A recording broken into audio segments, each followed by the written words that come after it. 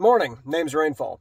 So I've been listening to the Distractable podcast, hosted by Markiplier, Lord Minion 777, and MySkirm ever since it first started airing over a year ago, and it has been a delightful thing to listen to. It has gotten me through a number of very boring work days, and it frankly is just a delightful way to relax and distract myself.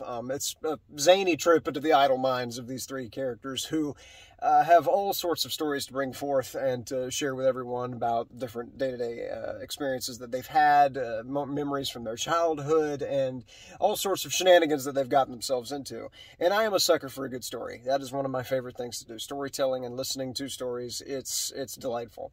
And it seems like every episode that I listen to by them, I can relate to the different stories that they bring forth because I have similar stories as well. And I've never made an episode in any way relating to Distractable, and I probably won't because it's not my topic to get involved in.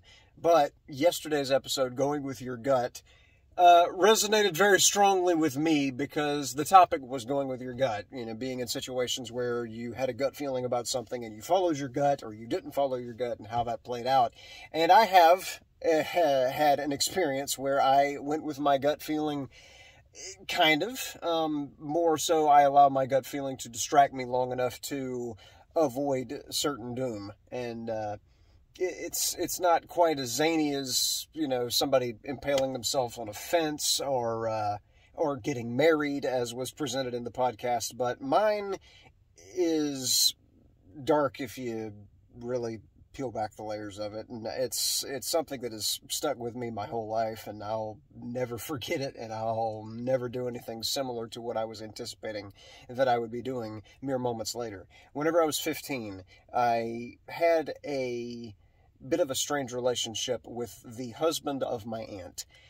He was a bad boy. You know, he was one of those types that was always up to some sort of mischief. He was about 30-ish, and he was always getting himself into trouble.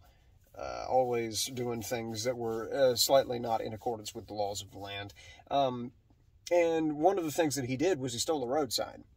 I'm living in the deep south down here in Georgia, and so stealing road signs is not very uncommon. You know, you got the people who will drive around in their big pickup trucks and mud bog in the middle of some dirt road somewhere and make it difficult for people who live on that road to get through. But, you know, the person that slung all that mud up onto their truck has a nice muddy truck, and now that looks, I guess, the southern version of gangster or whatever. But stealing road signs is another thing that bad boys in the South will do. And so he stole a roadwork sign, and he propped it up on his porch. And I'm about 15 years old at this time, and I saw that road sign, and I thought, man, that's cool as it can be. I'm going to tell you something about that right there. That's a good man there. He fought the law. He got himself a trophy, and he's just going to perch it out there and dare anybody to say anything about it. But I tell you something, that was cool to me as a kid.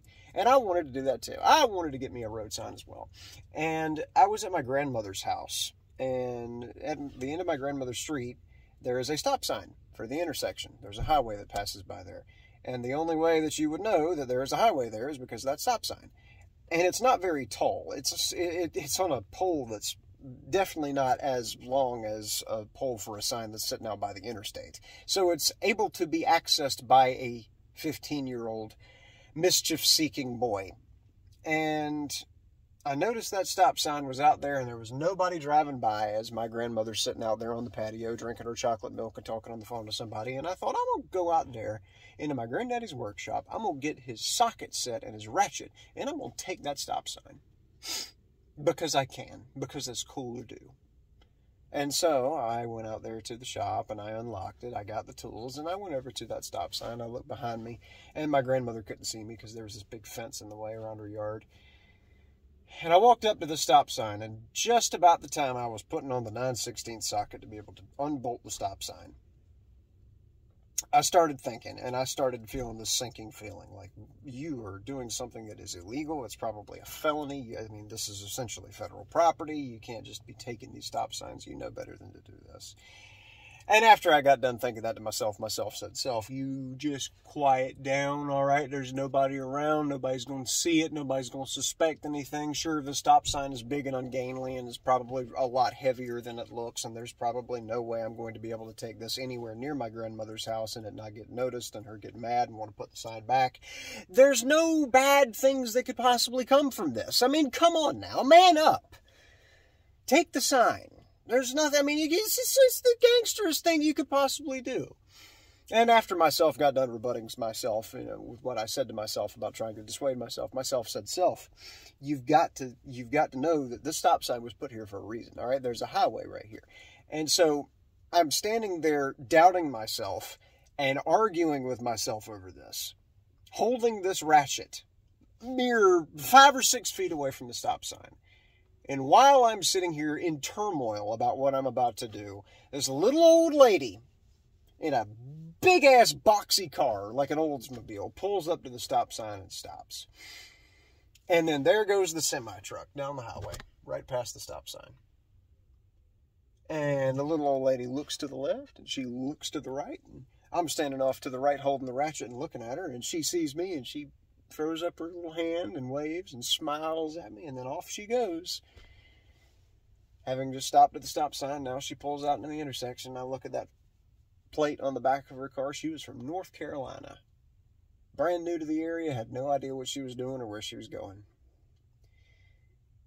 And I realized that had I taken down the stop sign whenever I first essayed myself to do it, that little old lady would not have known to stop at that intersection. She didn't know the area. She didn't know there was a highway there.